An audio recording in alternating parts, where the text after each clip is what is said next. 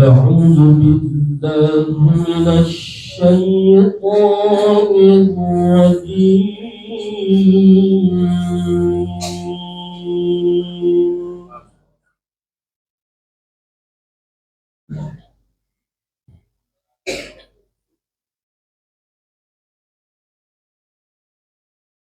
بسم الله الرحمن الرحيم.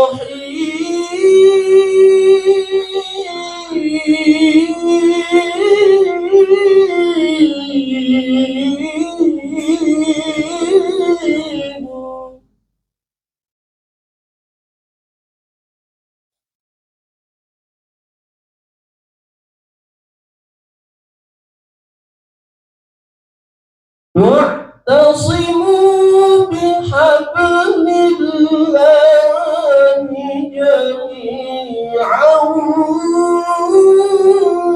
ولا تفرقوا.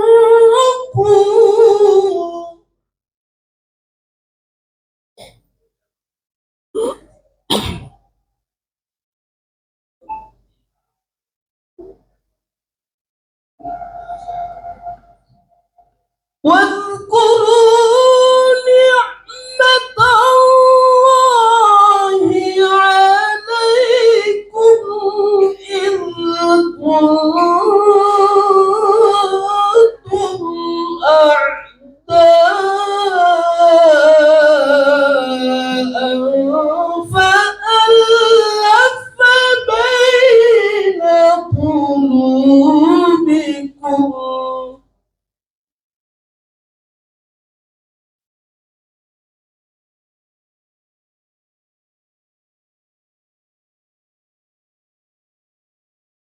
فألف بين قلوبكم فأصبحتم بنعمته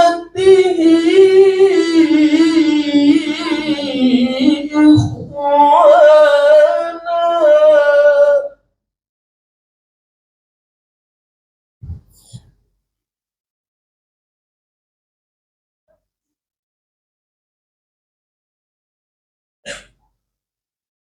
وكنتم على شفا حفرة من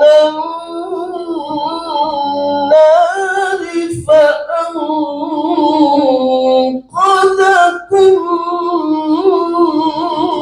منها.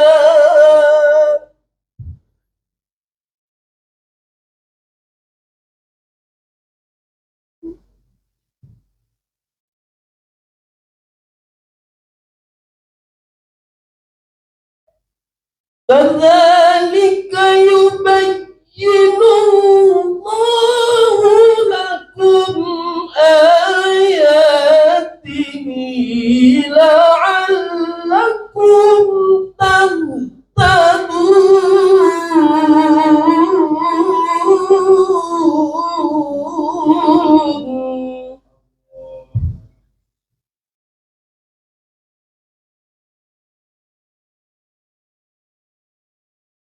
ولتكن منكم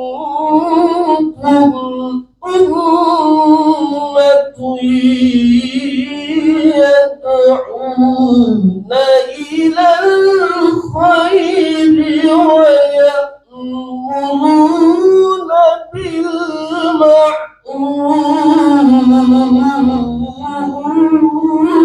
بالمعروف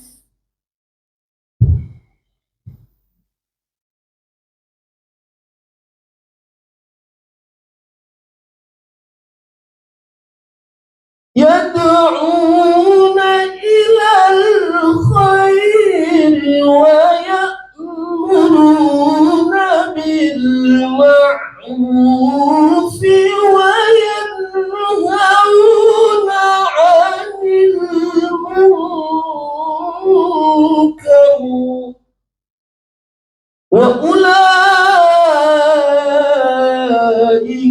هم المفلحون.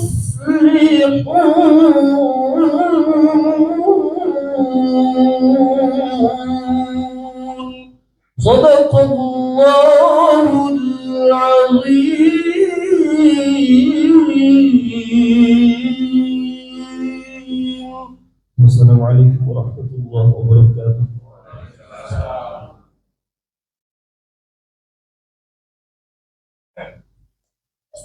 Terima kasih Saudara Muhammad Fajar Adi Anggara.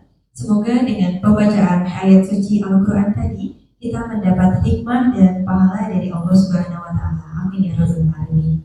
Baik Bapak Ibu hadirin yang berbahagia, selanjutnya sambutan Kepala Dinas Peternakan dan Kesehatan Hewan Provinsi Kalimantan Timur kepada Bapak Fahmi Imawan STMT disilakan.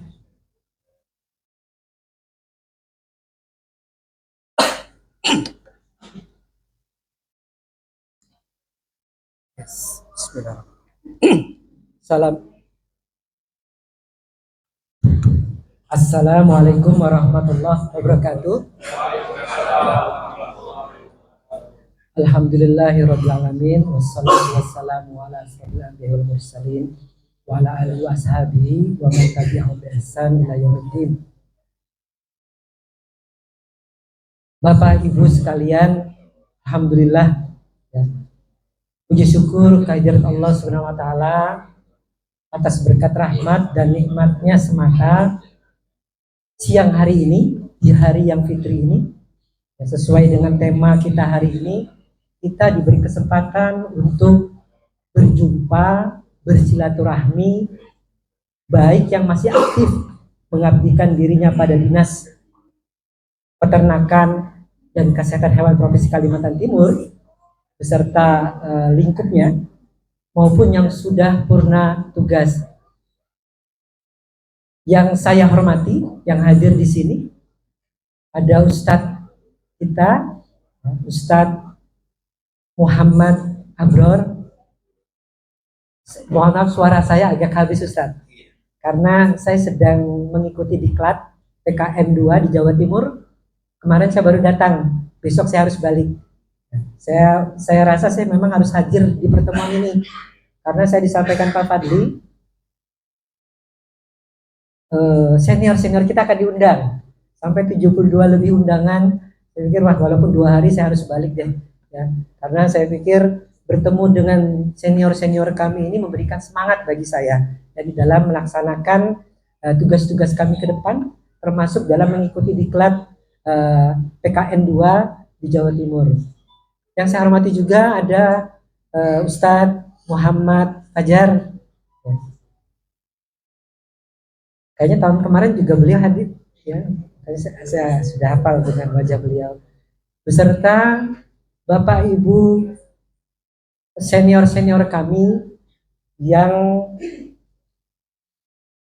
telah mengabdikan dirinya kepada bangsa dan negara, khususnya di lingkup Dinas Peternakan dan Kesehatan Hewan Provinsi Kalimantan Timur,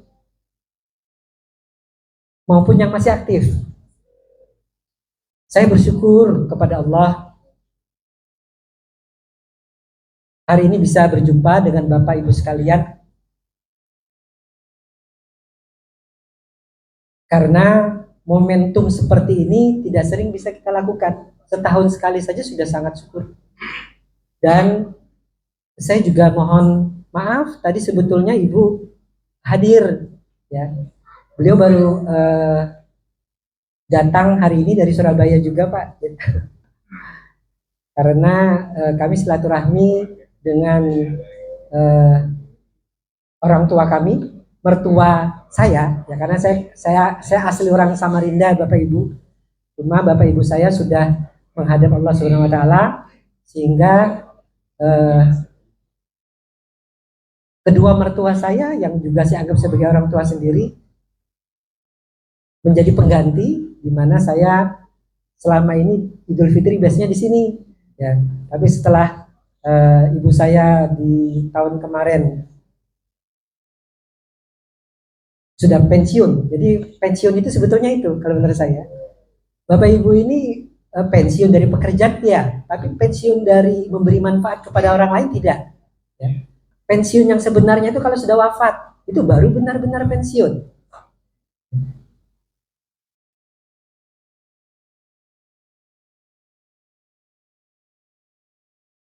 Jadi bertemu dengan Bapak Ibu sekalian di sini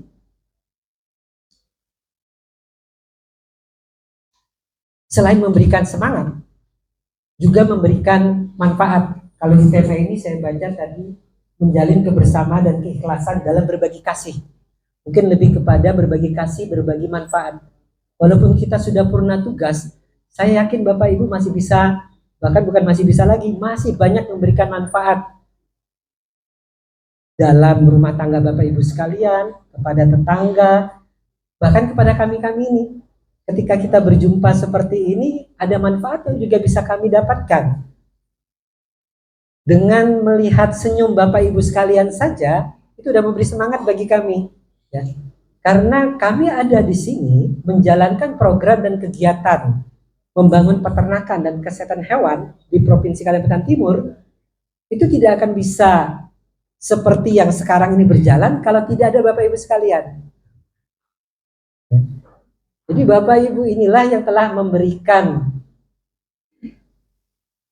membangun fondasi bagi kami untuk terus berkreativitas, berinovasi di dalam melaksanakan pembangunan peternakan dan kesehatan hewan di wilayah Kalimantan Timur. Nah, kayaknya untuk ini kita beri aplaus deh untuk Bapak Ibu pensiunan kita ini. Saya nggak tahu apakah 72 ini undang hadir semua, tapi saya susah membedakan karena nggak ada bedanya yang di sini. Masih, saya nggak bisa bedakan mana yang aktif, mana yang sudah pernah tugas. Ya. Masih auranya masih kelihatan, aura membangun untuk Kaltim. Ya. Terima kasih sudah hadir Bapak Ibu sekalian, berbagi kebersamaan dan berbagi manfaat dengan kami. Tadi saya juga sampaikan istri saya tadi, mohon maaf Pak Ustadz, Bapak Ibu sekalian titip salam, karena kalau sudah liburan panjang itu pasiennya udah numpuk. Harusnya hari ini ada 3 rumah sakit yang didatangin, Rumah Sakit Muiz, Hermina dan Siaga. Tetapi yang Muiz sudah nggak sempat lagi nih. Nah yang Hermina dan Siaga ini udah nggak bisa. Tadi udah diteleponin.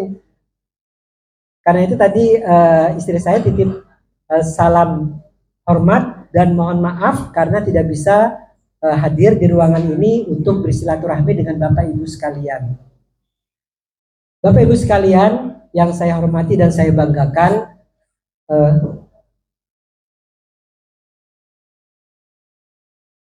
saya buat pantun deh untuk Bapak Ibu sekalian. Di luar cuaca terasa panas, dengan minum air putih hilanglah dahaga. Meskipun Bapak Ibu sudah banyak yang purna tugas, silaturahmi tetap harus kita jaga.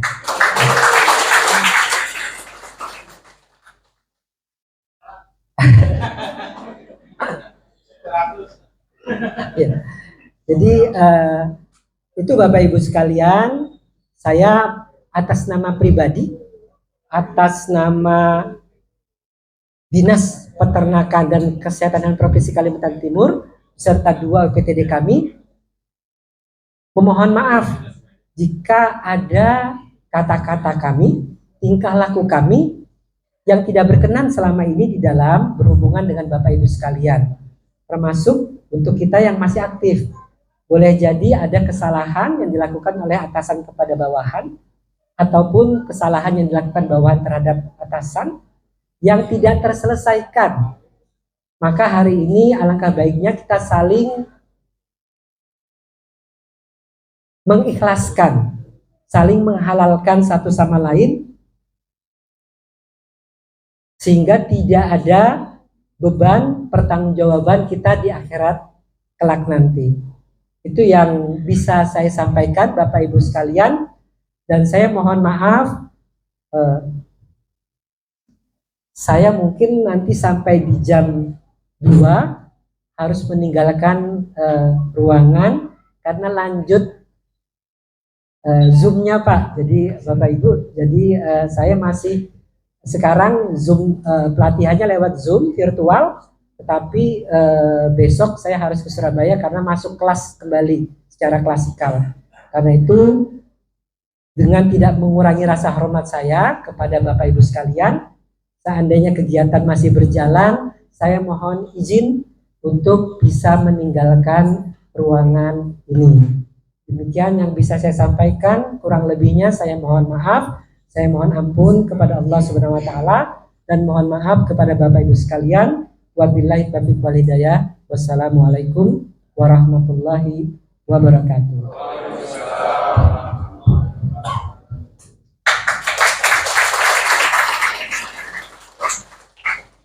Terima kasih untuk Bapak Fahmi. Baik Bapak Ibu hadirin yang berbahagia, tiba acara puncak kita pada hari ini, yakni tausiah dan doa yang akan disampaikan oleh Ustadz Haji Muhammad Abrar. Kepada beliau disilakan.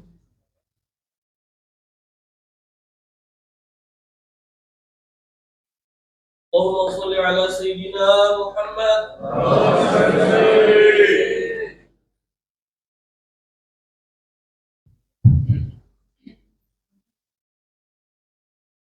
Assalamualaikum warahmatullahi wabarakatuh. Bismillahirrahmanirrahim. Alhamdulillahi rabbil alamin. Wa bihi nasta'inu ala umurid dunya waddin. Wassalatu wassalamu ala asyrafil anbiya'i wal mursalin Sayyidina wa maulana Muhammadin wa ala alihi wa sahbihi wa barik wa sallim ajma'in, amma ba'du. Yang sama-sama kita banggakan dan kita hormati Bapak Kepala Dinas Peternakan dan Kesehatan Hewan Provinsi Kalimantan Timur. Mudah-mudahan beliau selalu diberikan kesehatan oleh Allah Subhanahu wa ta'ala dan selalu dalam lindungan Allah dimanapun beliau berada. Amin. Dan yang sama-sama kita hormati dan kita banggakan segenap seluruh tamu hadirin undangan serta para jamaah sekalian, Bapak Ibu yang dimuliakan dan dirahmati Allah. Alhamdulillah, puji dan syukur kita panjatkan kehadirat Allah Subhanahu wa ta'ala. Pada kesempatan di siang hari ini kita bersama-sama bersilaturahmi, berkumpul di tempat ini dalam rangka acara halal bihalal keluarga besar Dinas Peternakan dan Kesehatan Hewan Provinsi Kalimantan Timur, dengan harapan mudah-mudahan acara yang kita laksanakan ini membawa keberkahan bagi kita semuanya, dan mudah-mudahan acara yang kita selenggarakan dan kita laksanakan ini mendapat ridha Allah Subhanahu wa ta'ala. Amin. Kemudian salawat dan salam tak lupa mari kita haturkan dan kita sampaikan kepada junjungan kita yang mulia baginda Nabi besar Muhammad sallallahu alaihi wasallam, juga kepada keluarga beserta para sahabat dan kepada para pengikut beliau ila yaumil qiyamah. Bapak Ibu hadirin jamaah sekalian yang dimuliakan dan dirahmati Allah. Kalimat halal bihalal, kalau kita cari dalam bahasa Indonesia tidak akan ketemu. Karena halal bihalal itu dengan menggunakan bahasa Arab. Tradisi halal bihalal itu hanya ada di Indonesia. Di negara-negara lain tidak ada ditemukan yang namanya acara halal bihalal. Artinya kalau dalam bahasa kita halal dengan halal, kalau diartikan secara umum adalah momen untuk saling maaf memaafkan. Lalu apakah acara ini tidak boleh dilaksanakan? Tidak ada larangan. Kenapa? Dengan momen seperti ini adalah salah satu cara kita untuk mempermudah saling berjabat tangan, saling ketemu dan silaturahmi. Bahkan dengan momen-momen halal bihalal seperti ini, yang tadinya mungkin sudah purna tugas, yang tadinya cuman setahun sekali bisa ketemu, dengan acara begini akhirnya bisa ketemu. Kalau tidak diselenggarakan acara seperti demikian, mungkin kita tidak akan pernah bisa ketemu. Nah, jadi acara-acara seperti ini adalah satu acara yang sangat luar biasa. Dan dari sekian banyak kantor dinas, tidak semua dinas itu mengadakan acara halal bihalal seperti ini. Padahal acara ini sangat luar biasa. Yang tadi senior ketemu dengan bawahan, junior-juniornya, akhirnya apa? Saling maaf memaafkan. Tapi ingat, ketika tangan sudah berjabat, hati dengan ikhlas dan lapang saling memaafkan. Kebanyakan tangan berjabat, hatinya jengkel. Itu ibu-ibu biasanya. Biasanya, cuma ibu-ibu yang di luar sini. Nah, kalau yang di sini insya Allah sama lah. Nah itu. Ini kan momen-momen seperti ini momen yang sangat berharga. Saya aja mungkin dengan kepala dinas tidak akan ketemu kalau tidak acara seperti ini. Saya ketemu dengan Pak Haji Ibrahim, duduk bersebelahan cerita-cerita. Ternyata adik kandung saya adalah beliau salah satu dosen pembimbingnya. Jadi cerita-cerita akhirnya silaturahmi. Adik saya kuliah di Unmul di dinas peternakan, di kuliah di peternakan juga. Akhirnya ketemu. Nah, kalau seperti ini apa? Adik kandung saya masih semester 6. Jadi kemarin ada persentase dicerita sama saya, ternyata Pak Ibrahim pembimbingnya. Jadi ini satu keberkahan luar biasa. Kalau enggak seperti yang demikian, kita tidak akan bisa ketemu. Nah, karena saling kenal apa segala macam, akhirnya berkah Allah itu luar biasa. Makanya kata sahabat mengatakan, yang namanya kehidupan manusia itu tidak akan pernah bisa lepas daripada sesama manusia. Makanya kalau dalam ilmu akhlak dikatakan, Allah akan mengampuni dosa seseorang apabila dosanya langsung berhubungan kepada Allah. Tapi Allah tidak akan memaafkan kesalahan seorang manusia apabila dosanya bersangkut paut dengan sesama manusia. Contoh, dia melakukan dosa atau maksiat. Mungkin dia mabuk dan lain sebagainya. Ketika dia bertaubat dengan sebaik-baik taubat, dengan sebenar-benar taubat, Allah akan ampuni. Satu taubat yang tidak akan diterima Allah kecuali syirik. Selain itu akan diampuni Allah, asalkan dengan sebenar-benar taubat. Tapi kalau sudah urusan dosa sesama manusia, tidak akan pernah Allah ampuni orang itu kecuali sesama kita saling bermaafan. Makanya dosa yang paling bahaya ini sesama manusia. Hablum minallah wa hablum minannas. Saya tadi dengar sambutan dari kepala dinas, ungkapan beliau itu yang sangat luar biasa, yang saya garis bawahi apa? Manusia terbaik itu orang yang paling banyak manfaat. Kenapa? Ini bukan ucapan beliau, tapi hadis Rasulullah pun demikian. Khairun nas anfa'uhum linnas. Sepaling baik manusia itu adalah manusia yang bisa memberi manfaat kepada orang lain. Sekarang ini yang namanya manusia itu kan, apalagi penyakit-penyakit sekarang ini penyakit zaman-zaman canggih. Orang bikin dosa itu secara tidak langsung sekarang ini dosanya tidak nampak. Contoh, dulu kalau orang zaman-zaman dulu gibah, gosip, gibah, penyakit siapa tuh, Bu? Gosip itu penyakit siapa? Ibu-ibu apa atau bapak-bapak? Hah? Gosip itu penyakit bapak-bapak. Gosip itu Pak adalah penyakit bapak-bapak. Kalau ibu-ibu, gosip itu bukan penyakit tapi bawaan dari lahir.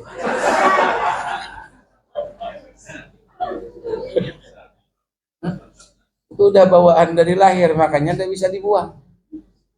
Kalau dulu orang gosip itu duduk ngumpul, Ada yang sambil cabut uban berjemaah, cari kutu berjemaah. Kan dulu, sekarang orang gibah, gosip, itu ndak lagi ketemu. Di mana? Grup WhatsApp. Udah dengar belum? Udah tahu belum?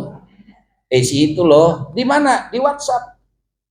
Akhirnya apa? Dosa kita sesama manusia ini berat. Yang namanya manusia sekarang zaman teknologi canggih. Tahu canggih, Pak? Bu, canggih itu cangkal berhutang susah ditagih. Nah, itu canggih. Zaman-zaman sekarang nih, yang namanya kehidupan kita kan semua serba update status. Semua ada di status. Jogging pagi, status. Masak, status. Makan di resto, status. Mau tidur, status. Mau semuanya update di status. Padahal kita tidak pernah melihat status yang kita update ini bikin dosa apa tidak. Kalau sampai status yang kita update ini bikin dosa, ini namanya dosa yang tidak kita makan. Kalau orang korupsi jelas bisa dinikmati, sekarang bikin dosa, ayo. Padahal Rasulullah mengatakan, contoh seperti gibah saja. Al-ghibatu asyaddu minaz zina. Dosa menggosip, dosa menggibah itu lebih besar daripada berzina. Wah, kalau kayak gitu bilang bapak-bapak lebih baik berzina daripada menggosip. Itu parah lagi namanya. Artinya kalau kita rangkai seperti demikian, supaya apa? Dihindari, jangan sampai. Nah, makanya kalimat dalam Quran tadi apa? Hablum minallah wa hablum minannas. Kita selesaikan dulu tugas kita dengan Allah. Ibadah Ramadan kita laksanakan. Makanya nilai-nilai ibadah Ramadan yang sudah kita lewati, subhanallah, banyak pelajaran berharga kita dapat. Jujur, itu pertama di dalam Ramadan. Jujur ini luar biasa nilainya. Kenapa? Karena ketika kita puasa, kejujuran nomor satu yang ditanamkan dalam ibadah Ramadan.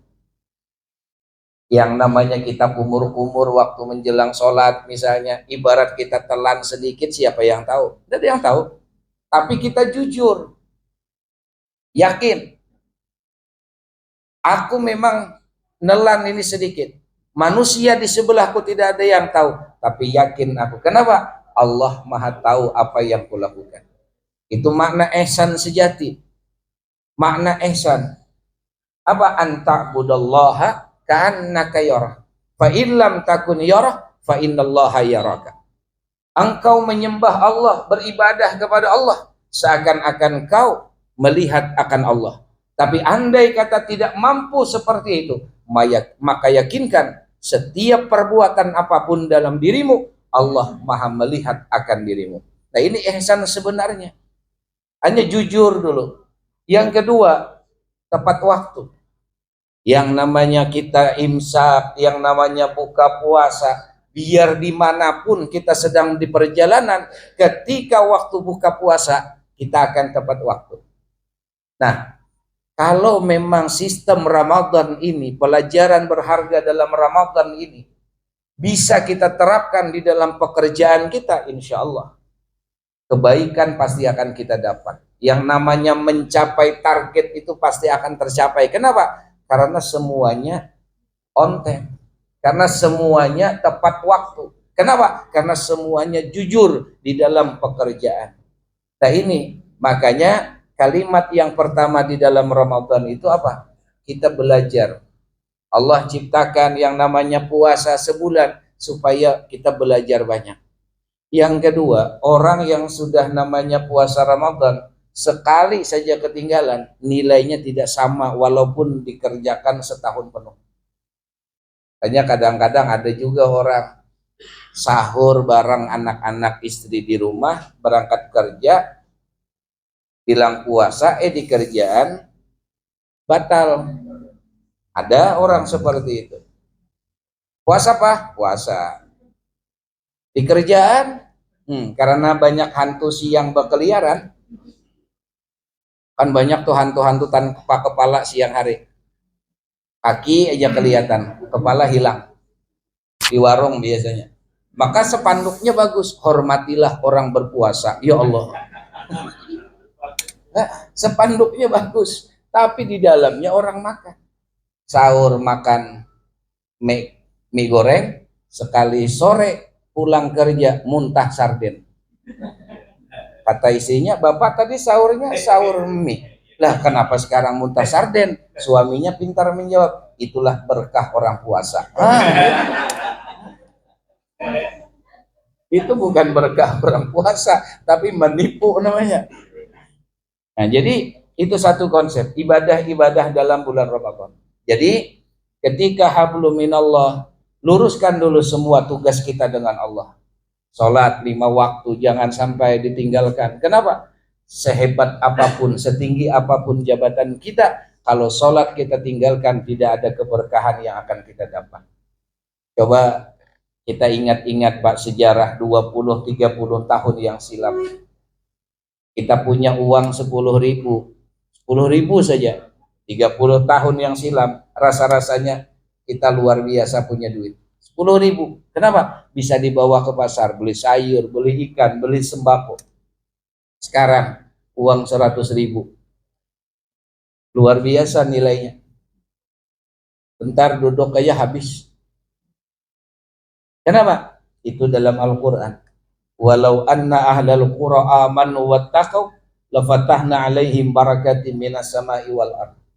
Andai kata Allah, suatu qaryah kampung, suatu negeri, suatu daerah, suatu rumah tangga, apabila di dalamnya itu amanu, beriman kepadaku, wattaqau dan takwa kepadaku, maka lafatahna alaihim barakatim minas sama, niscaya akan aku turunkan barakah daripada langit dan aku keluarkan berkah daripada bumi.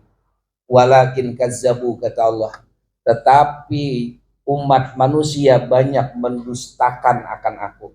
Fa'akhaznahum bima kanu yaksibun, maka akan kami timpakan musibah bala kepada mereka. Kenapa? Sholat ditinggalkan. Menurut di dalam kitab Daqaiqul Akhbar, sekali kita meninggalkan sholat 5 waktu, harus tahan mendekam dalam neraka selama 500 tahun. Itu satu waktu. Satu waktu berarti sehari 5 waktu. Bila 5 nih ketinggalan, berarti 2.500 tahun. Coba hitung seminggu Pak enggak sembahyang. Ayo seminggu enggak sembahyang, 7 kali 2.500. Sebulan enggak sembahyang, 30 kali 2.500, 75.000 tahun. Setahun 365 hari dikalikan 2.500 sama dengan, hitung sendiri. Ayo, jangan sampai sholat ditinggalkan. Sesibuk apapun kita, sholat tetap dilaksanakan. Makanya Allah itu la yukallifullahu nafsan illa wus'aha. Allah itu tidak pernah membebani, cuma kebanyakan kita terasa terbebani. Padahal nikmatnya ibadah itu pasti yang kita yang akan merasakan, bukan orang lain. Jangan pernah beranggapan ketika kita sholat orang yang dapat pahala, tidak. Coba kita lihat, ketika kita orang biasa makan nasi, ketika kita berangkat ke luar negeri makanannya roti, enak dah kita. Kemarin waktu saya berangkat bimbing jemaah umroh plus Turki.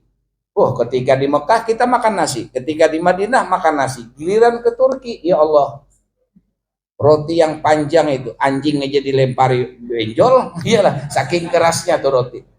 Ayo, itu yang dimakan. Kita biasa makan nasi, tapi enggak ada ketemu nasi kan susah. Orang kalau sudah biasa sholat, ketika dia sholat, kalau belum terbayarkan sholatnya, waktunya sampai dia belum sholat, pasti akan gelisah hatinya. Kenapa? Karena sudah terbiasa. Beda dengan orang yang tidak biasa sholat.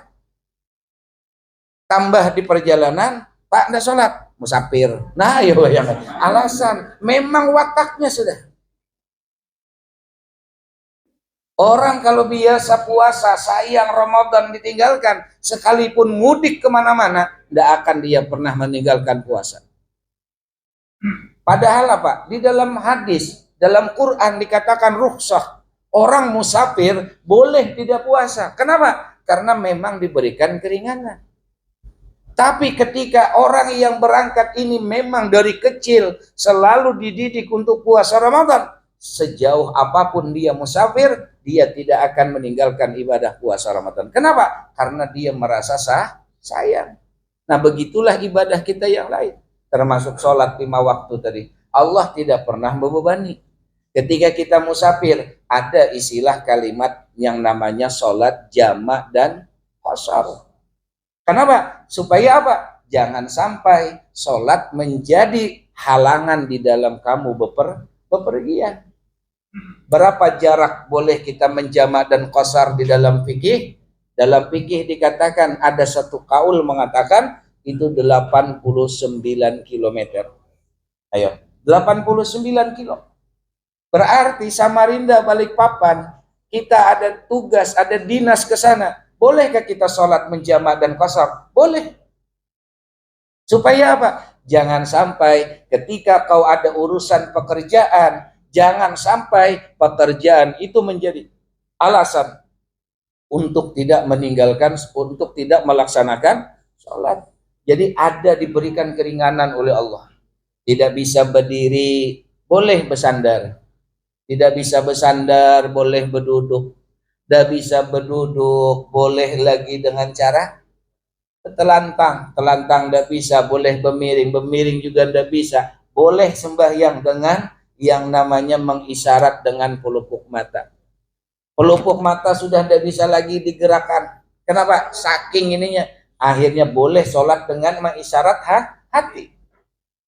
Kalau sudah hati pun tidak bisa lagi, tidak lepas kewajiban sholat selama akal pikirannya masih ada di dalam kepalanya. Apabila sudah tidak mampu semuanya, barulah tinggal panggil siapa yang memandikan. Itu aja lagi. Berarti sudah innalillah wa inna ilaihi raji'un. Artinya apa? Allah tidak pernah membebani seseorang. Yang namanya kita sudah cinta dengan Allah, kita butuh Allah, tidak akan pernah rasa terbebani sedikit pun. Tapi kalau orang yang sudah memang santai, makanya Pak, ada orang tuh, orang berilmu, orang yang senang dengan ibadah itu, beda dengan orang yang tidak berilmu. Kalau sudah lepas dengan yang demikian, ke Balikpapan aja dinas, saya musafir, tidak jadi sembahyang. Kenapa? Orang sembahyang ada keringanan. Oh, tidak bisa. Makanya kita harus belajar. Nah, sholat namanya jamak dan qashar. Johor bikin 2, asar bikin 2. Dikerjakan satu waktu. Namanya jamak dan qashar. Untung kita. Bahkan di dalam hadis dikatakan, orang yang musafir diberikan sedekah oleh Allah. Apabila tidak memakai akan jamak dan qashar, kita termasuk orang yang sombong, tidak menerima dengan pemberian Tuhan. Nah, ini hablum minallah dulu. Nah, yang kedua adalah hablum minan nas. Sempurnakan urusan kita dengan yang namanya manusia. Yang ini yang paling penting. Nah, makanya momen halal bihalal ini kita jadikan. Siapa dulu yang harus kita jadikan? Satu, dari urusan manusia, dosa berhubungan sesama manusia siapa? Pertama, yang paling utama adalah kedua orang tua kita. Itu yang pertama. Yang namanya orang tua, pasti kita tahu bagaimana perjuangan. Ingat Pak, kita memang tidak semua dijadikan sebagai orang tua, tapi kita semua pasti lahir dari orang tua kita. Apalagi ibu-ibu pasti tahu, Bu, melahirkan sakit apa enak? Enak. Hebat. Hebat. Ibu-ibu di sini hebat. Solehah. Bu, yang di belakang, melahirkan enak apa sakit? Sakit.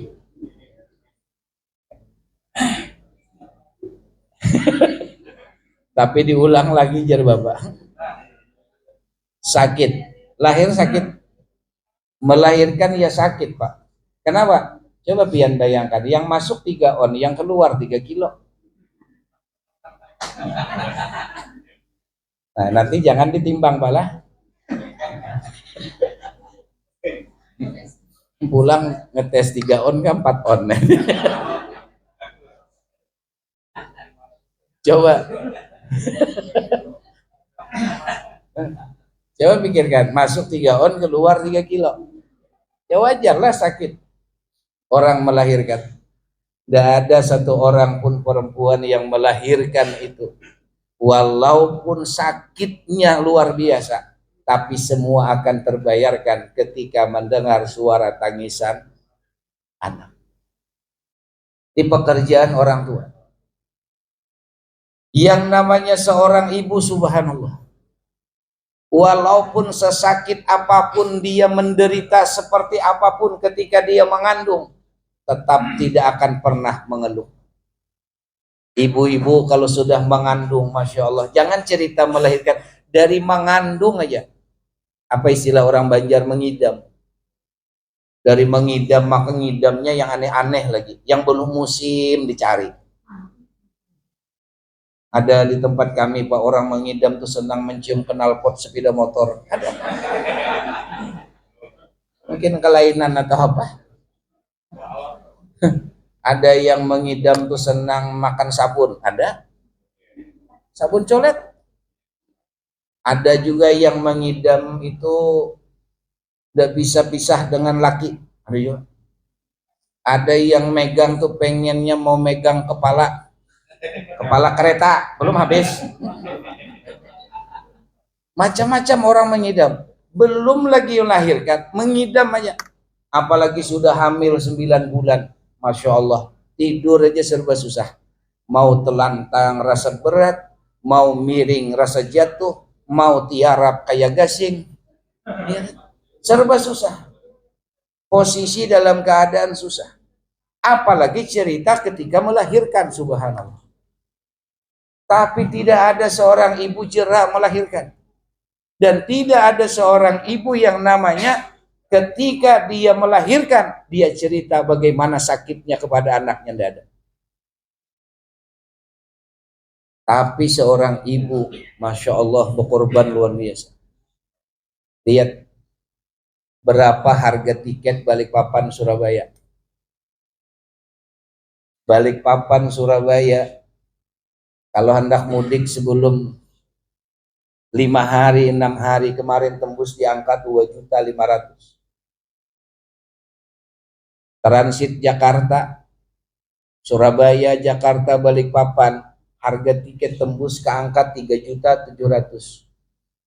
Ah, mana ada. Coba cek. Kenapa? Saya jualan tiket masalahnya. Saya punya travel haji. Makanya saya tahu harga tiket. Ayo. Akhirnya apa?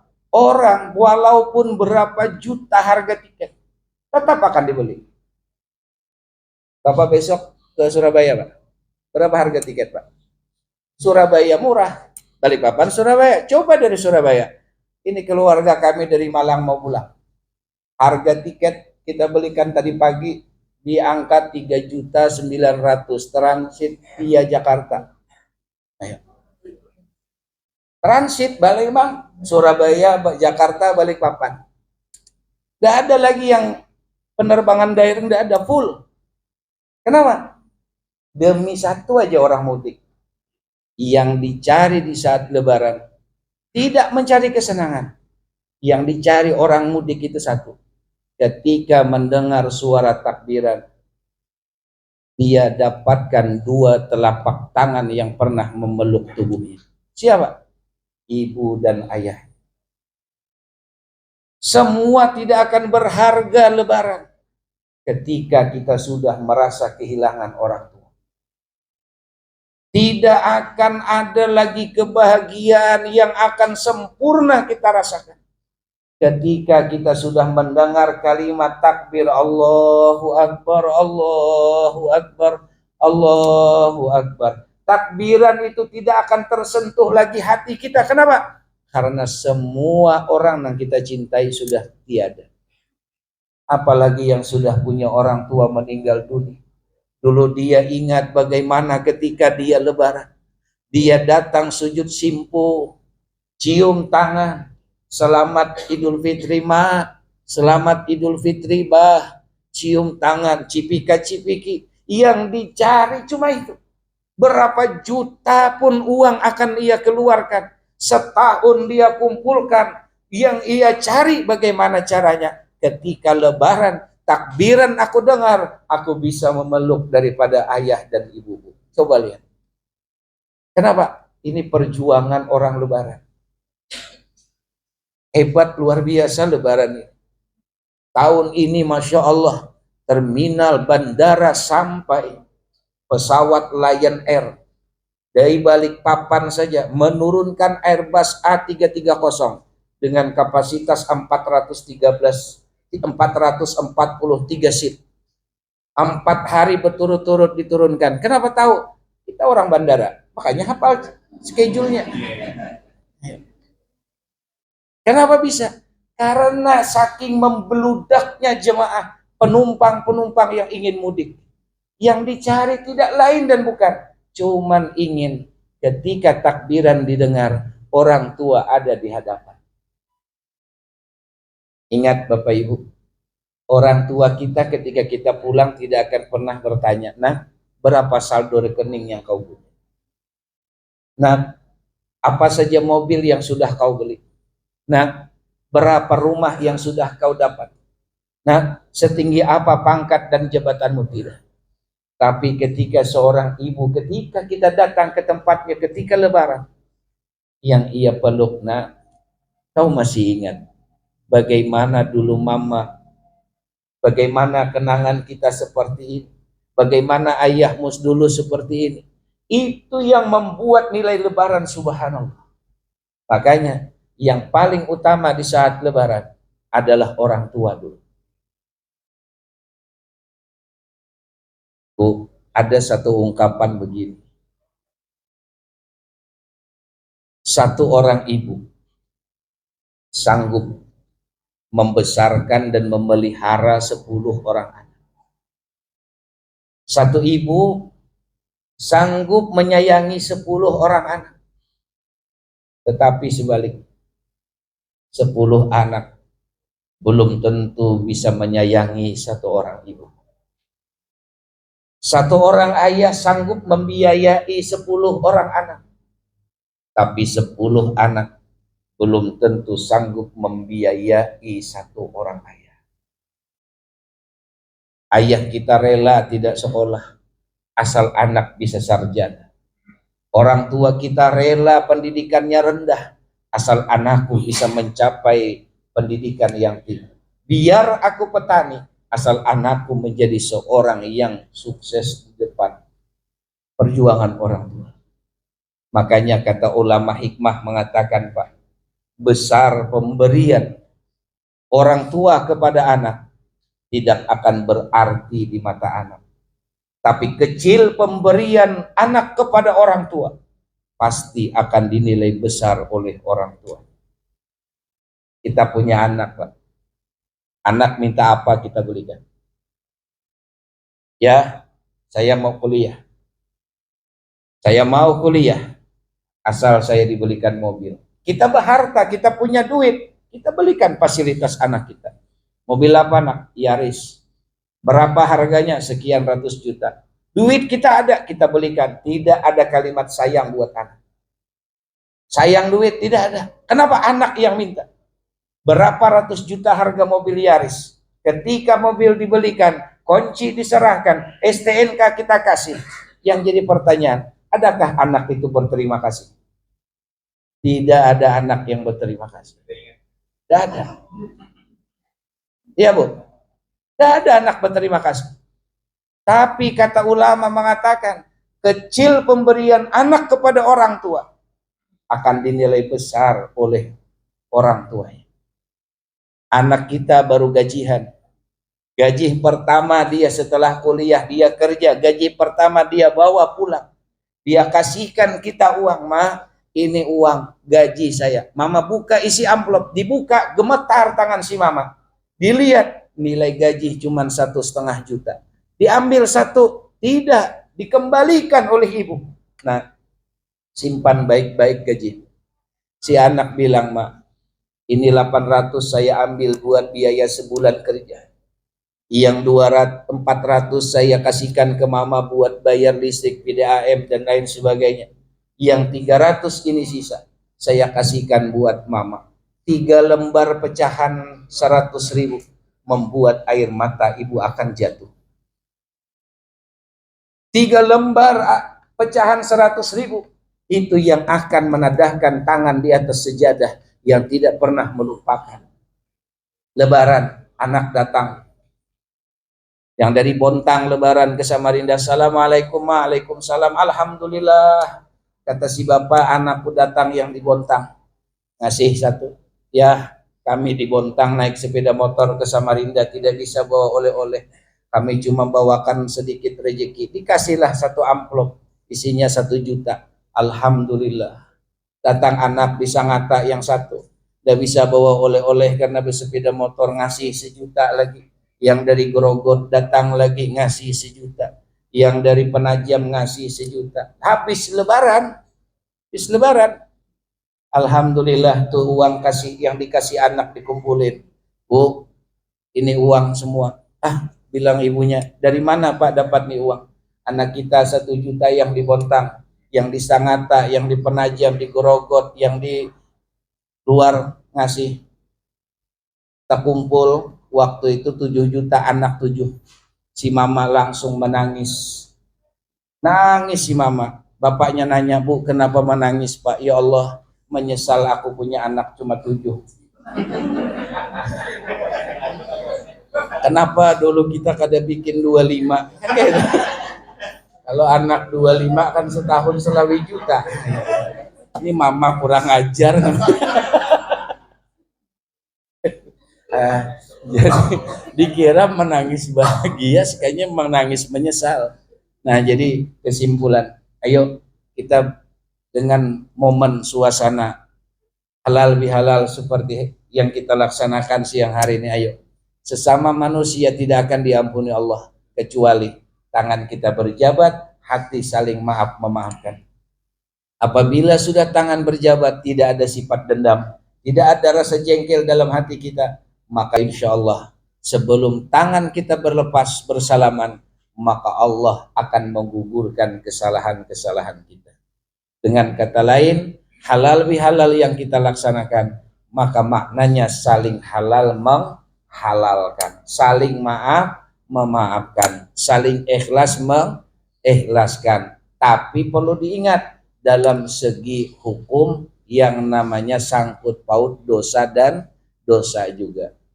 Jangan sampai saling halal menghalalkan, utang piutang tidak diselesaikan. Itu tidak bisa. Tetap utang piutang harus dilunasi. Nah, jadi jangan nanti habis bersalaman udah mau lagi bayar utang. Kenapa? Udah selesai jar halal. Oh, salah. Nah, jadi dengan kata lain, ayo kegembiraan kita rasakan pada hari ini. Mudah-mudahan kita semua yang berhadir mendapatkan kebaikan dan kita semuanya sama-sama mendapat ampunan Allah Subhanahu wa taala. Insyaallah kita panjang umur, kita akan bertemu dengan Ramadan di tahun yang akan datang dan insyaallah akan kembali berjumpa pada momen Idul Fitri di tahun yang akan datang. Mudah-mudahan semuanya sehat walafiat dan kita semuanya dalam lindungan berkah Allah Subhanahu wa taala dan semoga Bapak Kepala Dinas besok berangkat, mudahan selamat di perjalanan dan semoga beliau selalu dalam lindungan Allah Subhanahu wa taala. Mungkin kiranya ini saja yang dapat disampaikan karena ini sudah jam 2, kita masing-masing punya aktivitas dan kegiatan. Insyaallah ini walaupun singkat acara akan membawa barakah yang luar biasa kepada kita semuanya. Al-Fatihah. A'udzubillahi minasyaitonirrajim. Bismillahirrahmanirrahim. Alhamdulillahirrahmanirrahim.